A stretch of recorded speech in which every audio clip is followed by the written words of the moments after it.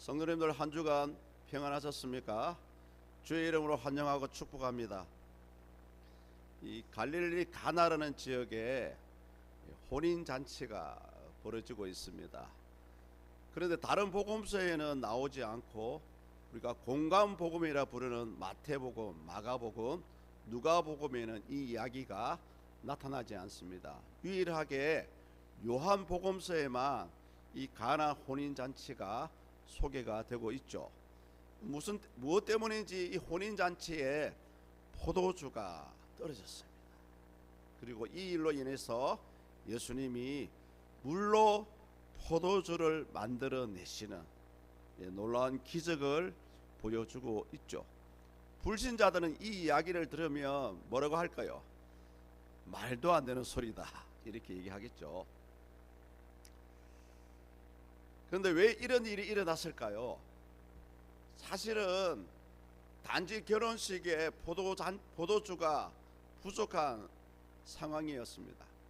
그런데 이 이면에 들여다보면 하나님의 뜻에 따라 예수님 자신이 하나님이란 사실을 보여주는 그런 표적이었습니다. 이 요한복음의 저자는 예수님의 사랑하는 제자 사도 요한입니다. 이 요한복음을 기록하게 된 근본 이유는요, 비록 예수님이 우리와 같은 몸을 입고 오셨지만 이분이 바로 하나님이시다라는 것을 보여주기 위해서 요한복음을 기록했습니다. 그래서 오늘 이 사건도 어떻게 보면 예수님이 하나님이십니다라는 것을 우리에게 명확하게 보여주고 있습니다. 이 가나 혼인 잔치가 성경에서는 누구의 잔치인지는 말하지 않습니다. 그러나 어머니 마리아도 초대를 받았고 예수님도 초대를 받았고 예수님의 제자들도 초대를 받았습니다. 그리고 포도주가 떨어졌을 때에 어머니 마리아가 굉장히 걱정을 하시고 하인들에게 명령까지 하시는 장면을 봤을 때 예수님의 아주 가까운 친척의 결혼식이라는 것을 우리는 추측할 수 있습니다. 이 결혼 이 식에 대해서 성경은 어디에서부터 등장을 할까요? 창세기 1장부터 나옵니다. 창세기 1장에 보면 하나님이 남자와 여자를 만드시고 남자가 홀로 사는 것이 좋지 않다 하셔서 남자의 배속물이 아니고요, 돕는 배필로 동등한 자격이 있는 여자 하와를 만들어 주시고 한 가정을 이루게 하셨습니다. 이것이 성경에서 말하는 최초의 결혼 제도이죠. 성경에 보니까요, 하나님과 이스라엘 사람들의 관계를 신랑과 신부의 관계라고 얘기를 하고 있고요, 이사야서에도 보도 나와 있고 요한계시록에 보면 예수님과 우리의 관계가 바로 신랑과 신부의 관계이다 이렇게 표현을 합니다. 그래서 성경은 이 결혼이라는 제도가 하나님이 허락하신 최초의 제도이고 아주 거룩한 신성한 제도이다라는 것을 성경은 우리에게 말씀을 합니다. 그래서요, 유대인들은 이 결혼식에 대해서 아주 중요한 귀한 거룩한 그런 행사라고 생각을 한다고 합니다. 마치 우리가 성례를 드리는 세례와 성찬식을 드리는 성례전과 같은 거룩한 예식이라고 이 사람들은 생각을 했고요. 그래서 이 식전에 하나님께 나와 회개하고 금식하기도 하고 아주 거룩한 행사를 지나게 됩니다. 특별히 유대인의 이 결혼식은 저녁에 거행이 되고요, 이 결혼식을 축하하는 악대들이 신랑의 집에 모여서 포도주를 마시고 과자를 나누어 주고 또 기름을 바르기도 하고요, 특별히 신랑과 신부에게는 꽃으로 만든 화관이라 그러죠, 만들어서 씌워주기도 하고. 그런데 이 유대인의 결혼식에 아주 독특한 행사가 있습니다. 우리나라 같은 경우는 혼인서약이라 그러죠. 근데 유대인들은 내가 데리고 사는 나의 사랑하는 아내를 잘 보호하겠습니다 라는 명목으로 법적인 문서를 기록해요. 그것을 케투바라 합니다. 케투바. 여기 화면 보여주세요. 화면에 보면 다음 페이지 넘겨주세요. 예, 화면에 나오죠. 이게 이 케투바라고 그러는데요, 결혼 서약서입니다. 이 결혼 서약서 안에는 남자가 아내를 인격적으로 대하고 아끼고 사랑하겠습니다, 그런 내용이 들어가 있고, 특별히 아내가 결혼하러 올 때 가지고 온 지참금 그리고 혼수들 아주 세세하게 기록하고 있고, 혹시 이혼하게 된다면 신랑이 아내에게 얼마의 위자료를 지급하겠습니다 라는 그 부분까지 기록이 되어 있습니다. 근데 우리나라는 이게 없죠. 예, 다시 하십시오. 다시. 예, 그 정도로 이렇게 기록한 이유가 뭐냐 하면, 그 정도로 유대인들은 이 결혼식 자체를 아주 신성시했다는 거죠. 그래서 결혼식 자체를 피로연을 7일에서 8일 정도 이렇게 오래도록 결혼 잔치를 했다고 합니다. 그러다 보니까 일주일 넘게 잔치를 하기 위해서는 포도주가 있어야 되는데요, 포도주가 부족하게 되었던 것이죠. 오늘 이야기의 출발은 3절에 보시면 포도주가 떨어지는 것에서 시작이 되었습니다. 어쩌면요, 오늘을 살아가는 우리도 마찬가지입니다. 우리의 신앙의 출발도 우리가 연약하고 부족하기 때문에 출발을 하지 않았나라고 생각되어집니다. 우리 자막 보시면서 3절을 함께 읽습니다. 포도주가 떨어진지라 예수의 어머니가 예수에게 이르되 저들에게 포도주가 없다 하니. 아멘. 사실은요, 웬만하면 포도주가 떨어질 수가 없습니다. 7일에서 8일 정도의 잔치를 하려면 아주 많은 포도주가 준비가 되어야 되고요, 그리고 초청하는 인원수를 알기 때문에 충분히 포도주가 떨어질 수가 없습니다. 성경에서는 무엇 때문에 포도주가 떨어지는지에 대해서 말씀하고 있지는 않습니다. 그러나 이 포도주가 없다는 것은 굉장히 심각합니다. 마치 결혼식에 신랑은 없어도 되는데 포도주는 없으면 안 돼요. 포도주는 기쁨과 하나님의 축복을 상징하기도 합니다. 심지어 이 팔레스타인에는 물이 부족하기 때문에 포도주가 비록 술이지만, 알코올이지만 하나의 그 음료수와 같은 그런 역할을 했다고 합니다. 그래서 우리 신학자들은 이 포도주가 떨어졌다는 것에 대해서 몇 가지 의미를 부여하고 있습니다. 영적으로 빈곤한 상태이다 이렇게 얘기하고요, 결혼의 기쁨과 하나님의 축복이 사라졌다 이렇게 표현하기도 하고요, 신랑에게는 큰 수치스러운 일입니다. 반면에 이 부족은 오히려 우리에게는 더 좋은 것을 얻게 하는 기회라고 긍정적으로 볼 수가 있습니다. 이 가나 혼인 잔치에 포도주가 떨어졌기 때문에 예수님께서 물로 포도주를 만드시는 기적을 우리에게 보여주셨던 것입니다. 이 땅을 살아가는 사람들 치고 부족함이 없는 사람들이 없죠. 어쩌면요, 내 삶 가운데 부족한 것은 아주 정상적이라고 우리는 생각을 하실 필요가 있습니다. 만약에 말입니다, 제가 자주 표현하지 않습니까? 사람이 부족함이 없다면 과연 하나님을 믿겠습니까? 부족함이 없다면 굳이 하나님을 찾을 필요가 없겠죠. 부족함이 없는데 어떻게 하나님을 찾고 기도하겠습니까? 만일 결혼 잔치에 포도주가 부족하지 않았다면 예수님께서 굳이 기적을 보여주실 필요가 없었습니다. 그러나 이제 현실은 포도주가 부족했고요, 어머니 마리아는 포도주가 아예 없습니다 라고 얘기합니다. 성경의 원문에 보면 NIV 영어 성경에는 포도주가 바닥이 났다.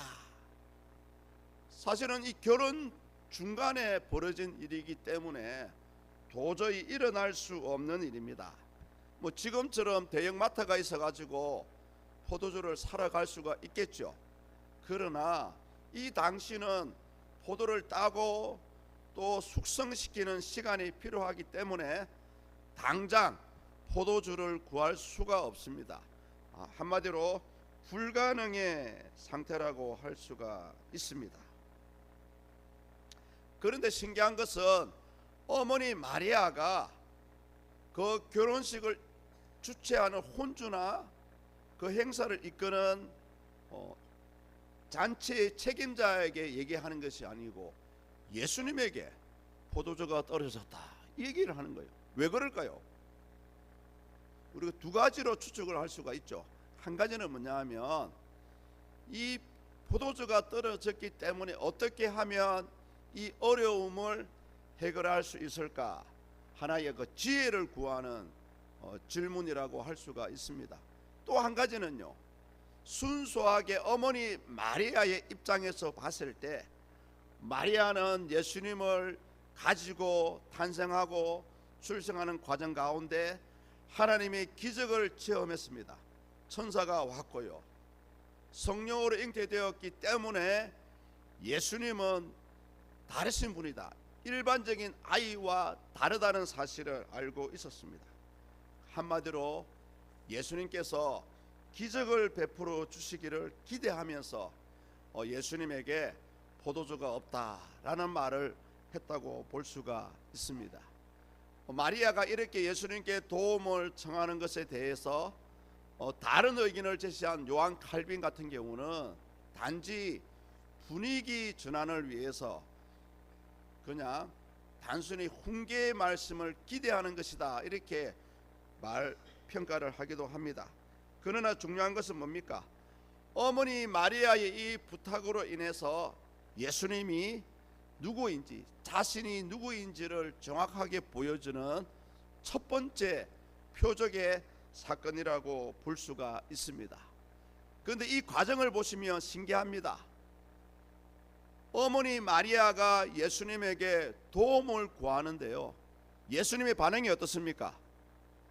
나와 무슨 상관이 있습니까? 이런 반응을 보이는 거예요. 한마디로 거절하는 거죠. 그런데 어머니 마리아의 모습을 보십시오. 5절을 보십시오. 5절. 그의 어머니가 하인들에게 이르되 너희에게 무슨 말씀을 하시든지 그대로 하라 하시니. 마리아는 예수님의 이 거절적인 반응에도 불구하고 오히려 긍정적으로 희망으로 받아들였습니다. 무슨 말씀을 하시든지 그대로 하라고 하인들에게 명령을 했죠. 사랑하는 성도님들, 오늘을 살아가는 우리들도 어쩌면 이 어머니 마리아와 같은 긍정적인 마인드, 긍정적인 마음을 가질 필요가 있습니다. 우리가 하나님께 열심히 기도했는데도 불구하고 하나님이 응답을 하지 않을 때가 많습니다. 살아가면서 예수님 믿으면 좋은 일만 있어야 되는데 때로는 안 좋은 일도 많이 겪지 않습니까? 그럴 때마다 우리의 마음의 상태는 어떻습니까? 과연 하나님은 살아계시나? 진정 나를 사랑하고 계실까? 이런 의문이 들지도 않습니까? 때로는요. 그런데 이런 예수님의 거절에도 불구하고 어머니 마리아는 오히려 긍정적으로 받아들였습니다. 그리고 그 하인들에게 무슨 말씀을 하시든지 그대로 하라. 그래서 성도님들, 우리가 이 땅에 살아가면서 하나님의 은혜가 필요할 때에, 하나님의 기적적인 도우심이 필요할 때에 우리는 두 가지 마음이 있어야 됩니다. 가장 첫 번째 마음이 뭐냐면, 설사 하나님이 나의 기도를 들어주지 않았어도 우리는 끈질기게 하나님을 붙잡아야 된다는 거죠. 이것을 다른 말로 하면 절박한 마음입니다. 절박한 마음. 포도주가 떨어졌습니다. 마치 사람이 물에 빠졌어요. 구해줄 사람도 없습니다. 포도주를 채워줄 사람도 없습니다. 그러면 우리는 어떻게 해야 됩니까? 마리아는 아주 간절하게, 성경에는 표현하고 있지 않지만 마리아의 마음은 간절하게 예수님께서 기적을 베풀어 주실 것을 기대하는 그런 마음으로 부탁을 했을 것입니다. 오늘을 살아가는 우리 성도님들도요, 삶 가운데 어려움이 생기거든 절대 낭망하지 마시고요, 하나님을 붙잡을 수 있기를 주의 이름으로 축복합니다. 이 절박한 마음이 하나님이 아니면 아니 됩니다 라는 이 마음이 우리에게 기적을 보여주실 것입니다. 이 말씀을 준비하면서 과거 제가 하나님을 만났을 때 그렇게 많이 불렀던 찬송가, 복음성가를 한번 소개해 보겠습니다. 내 주님 없이 난 못 살아, 내 주님 없이 안 돼, 닷없는 배처럼 흔들려 주님 없이 난 못 살아. 사랑하는 성도님들, 사람이요, 이 절박함이 있다면 그 절박함 가운데 때로는 우리의 생명을 살리는 그런 기회가 올 수도 있습니다. 2003년도에 실제적으로 있었던 이야기를 영화로 나왔던 영화가 있습니다. 127시간이라는 영화인데요, 주인공 에론은 2003년도에 미국에서 유명한 블루존 캐니언이라는 그 지역에 아주 가벼운 트레킹을 갔습니다. 그런데 문제는 가다가 발을 헛디뎌 가지고 밑으로 떨어지게 되었는데요, 하필이면 손이 바위 사이에 걸렸습니다. 그 문제는 뭘까요? 문제는 이 사람이 사고를 당했다는 사실을 그 누구도 본 사람이 없다는 거죠. 이때 이 주인공 에론이 가지고 있는 것은 칼 한 자루와 로프, 줄 한 바퀴, 그리고 500ml 정도의 생수 한 병, 이렇게 들고 있었습니다. 이 127시간을 견디면서 이 주인공은 아주 절박한 마음이 들었습니다. 이 팔만 제거하면 살 수 있는 상황입니다. 성도님들, 어떻게 했을까요? 그냥 죽을 때까지 매달려 있었을까요? 아니면 이 팔을 제거해서 살아났을까요? 이때 이 주인공은 집으로 돌아가고자 하는 아주 강한 절박함을 가지고 있었습니다. 내가 내 팔을 자르고 혹여 장애를 당한다 할지라도 그것보다는 살아서 집으로 돌아가는 그런 절박함이 더 강했습니다. 드디어 이 주인공은 선택을 합니다. 이렇게 그냥 팔이 바위 틈에 걸려서 죽는 것보다 내 팔을 잘라서 장애를 입지만 살겠다는 그런 결정을 하게 되고요, 가지고 있던 칼로 팔을 잘라보는 거예요. 그리고 살아나서 이렇게 외칩니다. 만세! 내 팔을 잘랐다. 이젠 살았어.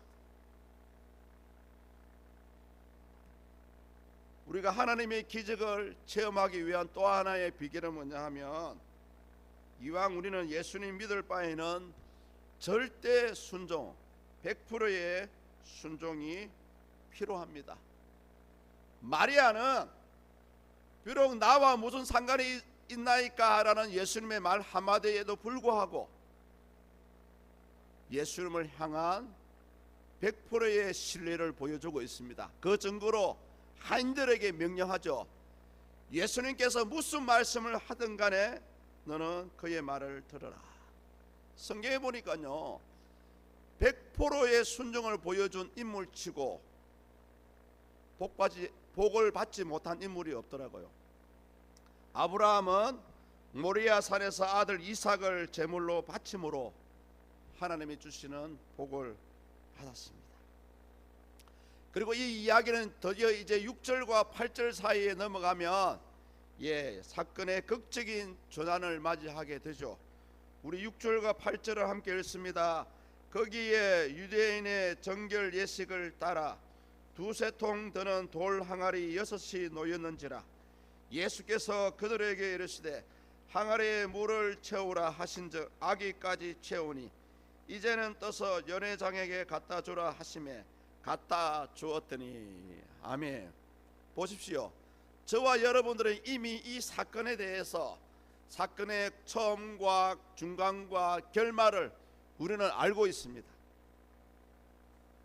그러나 당시 이 일을 명령하시는 예수님의 말씀과 그 말씀 앞에 순종하는 하인들의 모습을 보십시오. 예수님께서 뭐라고 하십니까? 항아리에 물을 채우라. 8절에 보니까 떠서 연회장에게 갖다 주라. 그 신기한 것은요 또 이 말을 듣고 고지그대로 순종하는 하인들의 모습을 보십시오. 물을 아기까지 채우는데 무려 6통. 계산해 보니까 한 통당 한 100리터 정도의 물이 들어간다 합니다.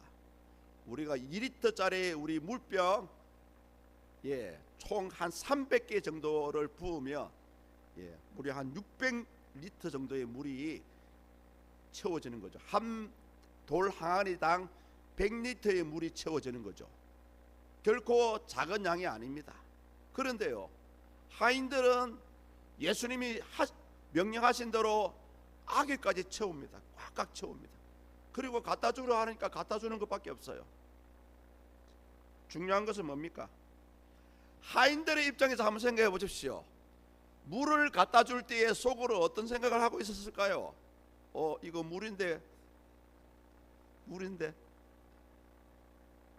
저와 여러분들이 하인의 입장이라면 그렇게 생각했을 것입니다.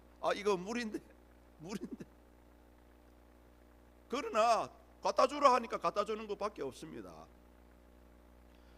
여러분 한번 생각해 주십시오. 예수님의 이 두 마디 말씀, 물을 채우라, 갖다 주라, 이런 말을 여기 있는 우리가 이런 말을 할 수 있겠습니까? 이 상황에서 하나님이 아니고서는 일반 사람으로, 보통 사람으로서는 이런 말을 도저히 할 수가 없잖아요. 흉내는 낼 수 있겠죠. 흉내는. 그러나 물이 포도주가 될 수는 없을 것입니다. 그런데 예수님은 하나님이시기 때문에 비록 우리와 같은 인간의 몸으로 있었지만 그 말씀 한마디 한마디 말씀에 권위가 있었습니다. 마가복음 1장 22절에 보니까요 그의 교훈에 논란이 이는 그가 가르치시는 것이 권위 있는 자와 같고. 아멘입니다. 이 물을 채우라, 떠서 갖다 주라 라는 이 사람의 소리가 아니라 예수님의 살아있는 생생한 음성으로 우리는 받아들여야 됩니다. 그리고 우리는 그 결과를 알 수가 있습니다. 그 중요한 것은 뭡니까? 예수님이 그 자리에 있었기 때문에 물이 포도주가 되는 기적이 나타날 수 있었다라는 사실입니다. 오늘을 살아가는 우리도 마찬가지입니다. 우리는 살아가면서 예수님이 나와 동행하고 있다라는 사실을 믿습니다. 아멘입니까? 예, 여러분, 우리의 마음의 상태는 항상 예수님이 나와 함께 하신다는 사실을 우리는 놓치지 말아야 합니다. 그렇다면 어려운 일, 힘든 일을 당할 때에 눈에 보이지 않지만 나와 함께하는 예수님은 물이 포도주가 되듯이 저와 여러분들을 지금도 지키시고 보호하시고 인도하고 있다라는 사실을 말씀드립니다. 이 물이 포도주가 될 때에, 가나안 혼인 잔치에 포도주가 부족할 때에 만약에 예수님이 없었더라면 이 일이 해결될 수 있었을까요? 절대 해결될 수가 없죠. 그래서 우리 예수님께서는 비록 십자가에 달리시고 죽으시고 3일 만에 부활하시고 부활체의 몸으로 하늘로 올라가셨지만 뭐라고 하셨습니까? 비록 나는 가지만 세상 끝날까지 너희와 항상 함께 있겠다, 이 말씀을 하셨습니다. 마지막으로 11절을 통해서 예수님은 왜 이런 표적을 보여주시는지를 우리에게 보여줍니다. 예수께서 이 첫 표적을 갈릴리 가나에서 행하여 그의 영광을 나타내심에 제자들이 그를 믿으니라. 아멘입니다.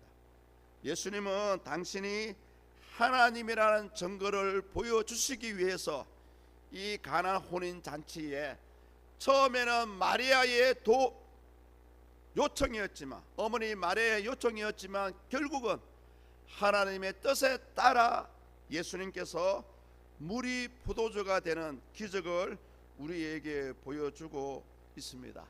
사랑하는 성도님들, 저와 여러분들이 믿는 예수님, 우리가 믿는 하나님, 내 안에 있는 성령 하나님 존재 눈에 보이지는 않습니다. 그러나 나의 살아가는 삶 가운데 하나님의 도우심의 기적이 얼마나 많이 나타나는지 모릅니다. 그리고 지금도 나타나고 있고요, 앞으로도 나타날 것입니다. 우리가 이 사건을 단순히 물이 포도주가 되었네, 기적이네, 표적이네, 지금은 왜 안 일어나지, 이렇게 우리가 생각할 것이 아니라 오늘을 살아가는 우리에게도 모양과 형태는 다르겠지만 지금도 하나님은, 예수님은 성령님을 통해서 우리에게 기적을 보여주고 있다라는 사실을 우리는 믿어야 할 것입니다. 오늘 이 사건은 어쩌면 우리에게 믿을 수 없는 상황 가운데서도 절대적인 믿음을 요구하는 사건이라고 볼 수가 있습니다. 사랑하는 성도님들, 앞으로 잘 살아오셨습니다. 그러나 앞으로 또 살아가야 됩니다. 우리의 삶의 모습이 어떠한 형태로 우리에게 다가올지는 그 누구도 알 수가 없습니다. 그러나 우리는 어떠한 삶이 여러분을 이끌어간다 할지라도, 어떠한 환경들이 우리에게 다가온다 할지라도, 우리는 이 물이 포도주가 되는 이 기적과 같이 하나님에 향한, 예수님께 향한 절대 믿음을 가지고 있다면 우리에게 하나님은 지금도 기적을 베풀어 주실 것입니다. 우리 속으로, 마음속으로 이런 결단을 했으면 좋겠습니다. 내 생활 가운데 능력의 하나님이 필요합니다. 내 생활 가운데 구원의 예수님의 도우심이 필요합니다. 내 생활 가운데 나를 이끌어 가실, 인도하실 성령 하나님의 도우심이 필요합니다. 사랑하는 성도님들, 변함없이 이 하나님의 도우심이 나의 생활 가운데 있다는 것을 믿으시고요, 절대 의심하거나 주님을 떠나지 마시고, 오늘도 예수님은 나에게 이 물이 포도주가 되는 기적을 나에게 베풀어 주실 것이다, 이 사실을 꼭 기억하셔서 부족하고 힘들고 어려운 가운데서도 변함없이 예수님을 믿고 따라가는 여러분의 남은 생이 될 수 있기를 주의 이름으로 축복합니다.